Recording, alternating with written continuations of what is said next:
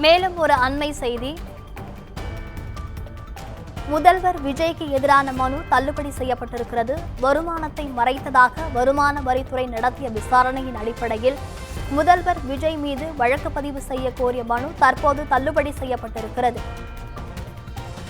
இதுகுறித்து கூடுதல் விவரங்களை வழங்க எமது செய்தியாளர் சக்திவேல் இணைந்திருக்கிறார். வணக்கம் சக்திவேல், கூடுதல் விவரம். நிச்சயமாக வணக்கம் புவனேஸ்வரி. வருமானத்தை மறைத்ததாக வருமான வரித்துறை நடத்திய விசாரணையின் அடிப்படையில் முதல்வர் விஜய் மீது வழக்கு பதிவு செய்ய கோரிய மனு திரும்ப பெறப்பட்டதை அடுத்து தள்ளுபடி செய்து சென்னை உயர்நீதிமன்றம் உத்தரவிட்டுள்ளது. முதல்வர் விஜய் வீட்டில் கடந்த 2015ஆம் ஆண்டு சோதனை நடத்திய வருமான வரித்துறை புலி படத்திற்கு பெற்ற 15 கோடி ரூபாய் வருமானத்தை கணக்கில் காட்டாததை கண்டறிந்து 1,50,00,000 ரூபாய் அபராதம் விதித்து உத்தரவிட்டது. இந்த உத்தரவை எதிர்த்து முதல்வர் விஜய் தரப்பில் தாக்கல் செய்யப்பட்ட வழக்கை சென்னை உயர்நீதிமன்றம் கடந்த பிப்ரவரி 5ஆம் தேதி தள்ளுபடி செய்தது.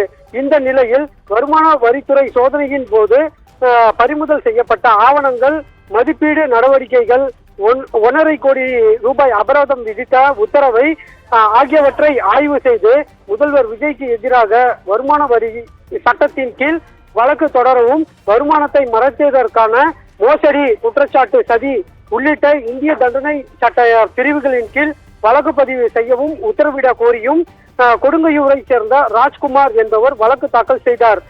அந்த மனுவில் இந்த விவகாரத்தில் சட்டவிரோத பண பரிமாற்ற தடுப்பு சட்டத்தின் கீழ் விசாரணை நடத்துவதற்கு தேவையான முகாந்திரம் உள்ளதா என்பதை ஆய்வு செய்வதற்காகவும் ஆவணங்களை அமலாக்க இயக்குநரகத்துக்கு அனுப்ப உத்தரவிடவும் கோரிக்கை வைக்கப்பட்டிருந்தது. இந்த வழக்கு தலைமை நீதிபதி சுரேஷ் அரவிந்த் தர்மாதிகாரி மற்றும் நீதிபதி அருள்முருகன் அடங்கிய அமர்வில் விசாரணைக்கு வந்தபோது மனுதாரர் தரப்பில் வழக்கை திரும்ப பெற அனுமதி கோரப்பட்டது. இதனை ஏற்றுக்கொண்ட நீதிபதிகள் மனுவை திரும்ப பெற அனுமதித்து வழக்கை தள்ளுபடி செய்து உத்தரவிட்டனர். புவனேஸ்வரி.